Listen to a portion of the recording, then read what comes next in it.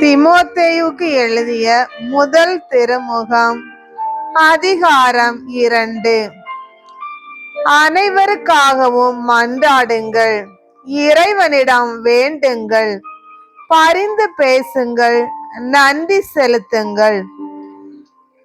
முதலில் நான் உங்களுக்கு தரும் அறிவுரை இதுவே: இறை பற்றும் கண்ணியமும் நிறைந்தவர்களாய் தொல்லையின்றி அமைதியோடு வாழ அரசர்களுக்காகவும் உயர் நிலையில் உள்ள எல்லா மனிதர்களுக்காகவும் மன்றாடுங்கள்.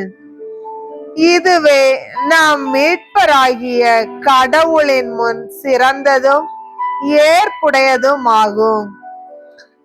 எல்லா மனிதரும் மீட்பு பெறவும் உண்மையை அறிந்துணரவும் வேண்டுமென அவர் விரும்புகிறார். ஏனெனில் கடவுள் ஒருவரே. கடவுளுக்கும் மனிதருக்கும் இடையே இணைப்பாளரும் ஒருவரே. அவரே இயேசு கிறிஸ்து என்னும் மனிதர். அனைவரின் மீட்புக்காக அவர் தம்மையே ஈடாக தந்தார். குறித்த காலத்தில் அதற்கு சான்று பகர்ந்தார். இதற்காகவே நான் நற்செய்தி அறிவிப்பவனாகவும் திரு தூதனாகவும் விசுவாசத்தையும் உண்மையையும் பிற இனத்தாருக்கு கற்பிக்கும் போதகனாகவும் ஏற்படுத்தப்பட்டேன். நான் சொல்வது உண்மையே, பொய் அல்ல. எனவே ஆண்கள் சினமும் சொற்பூசலும் இன்றி எவ்விடத்திலும் தூய உள்ளத்தோடு கைகளை உயர்த்தி இறைவேண்டல் செய்யுமாறு விரும்புகிறேன். அவ்வாறு பெண்கள் பின்னர் சடை, பொன், முத்து, விலையுயர்ந்த ஆடைகள் ஆகியவற்றால் தங்களை அணி செய்து கொள்ளாமல் நாணத்தோடும் தன் அடக்கத்தோடும் ஏற்புடைய ஆடைகளை அணிய வேண்டும்.